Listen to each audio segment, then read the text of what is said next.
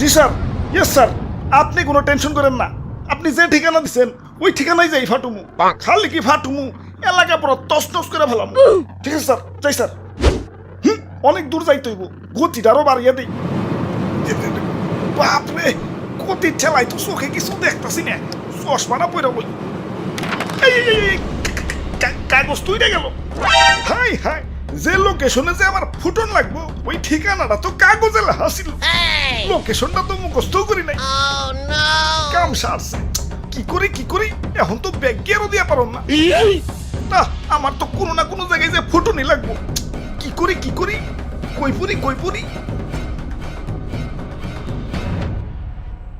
ওই তো সবুজ শ্যামল একটা দেশ দেখা যাইতেছে।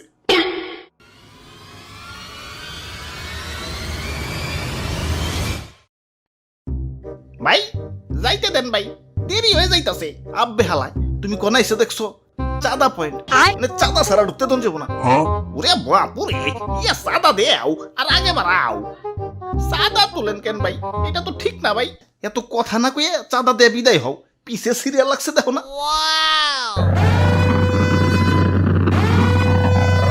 আরে আরে খারাও, তো তাড়াহুড়া গেলা। ওই আমার পতাট কেউ না, আমার একটু সামনে গিয়া ফুটতে হইব। কিন্তু সামনে যাইতে হইলে যে চাঁদা দেওয়া লাগবো। এই চাঁদা হবাই চাঁদা, এই রাস্তাতে যেই যাইব তারই চাঁদা দিতে হইব।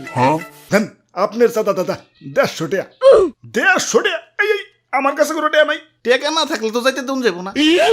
ওই ইমার্জেন্সি ভাই, আমার একটু সামনে যাই ফুটন লাগবো, যাইতে দাও ভাই। না না, চাঁদা ছাড়া তো কোনোভাবেই যাবার দেন যাবো না। কাম সারছে রে, কোন দেশে বললাম? অন্য দেশে ঢুকতে গেলে তো এন্টি মিসাইল সিস্টেমের মুখোমুখি হইতে হয়, এনে তো চাঁদার মুখোমুখি অন লাগতাছে। ওরে বাপুরে, এইটাই আমাকে উন্নত প্রযুক্তির এন্টি মিসাইল সিস্টেম।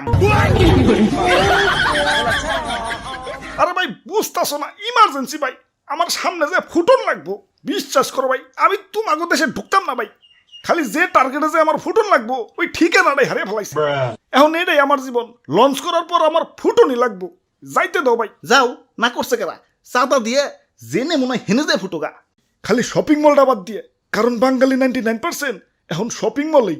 ওরে বাপুরে, ইয়া চাঁদা দেও আর আগে বাড়াও। চাঁদা চাঁদা চাঁদা চাঁদা